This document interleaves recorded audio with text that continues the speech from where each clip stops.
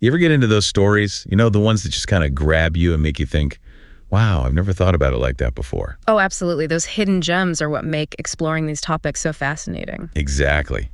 And today, we're diving deep into one of those stories. It all starts with Betty Cartledge, an 81-year-old woman from Georgia who just cast her first vote ever. 81 years old? That's incredible. Most people have been voting for decades by that point. Right. It really makes you wonder about the journey, Yeah. What could lead someone to wait their entire life to vote for the first time? It's a powerful question, and in Betty's case, it's a story that intertwines with some broader issues surrounding voter rights and access. See, it turns out her late husband actually discouraged her from voting for years. Wow. Just wow. I can't imagine being told by a spouse that I shouldn't participate in something as fundamental as voting.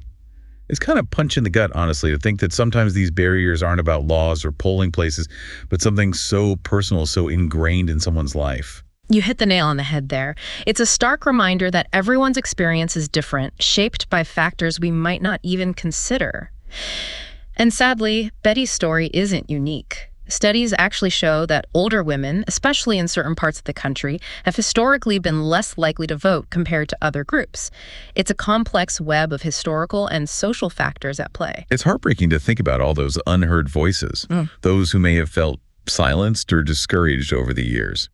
But thankfully, Betty's story does have a brighter side. It does. Her niece played a pivotal role, helping her navigate the registration process and eventually get to the ballot box. See, that's what gets me, that spark of support.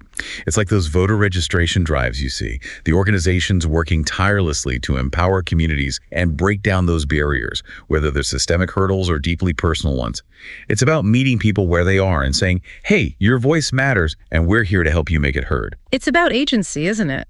Giving people the tools and support they need to participate in something bigger than themselves. And, for anyone listening who might be thinking, what can I do to help? It can be as simple as supporting those organizations, volunteering your time, even just starting conversations with friends and family about the importance of voting.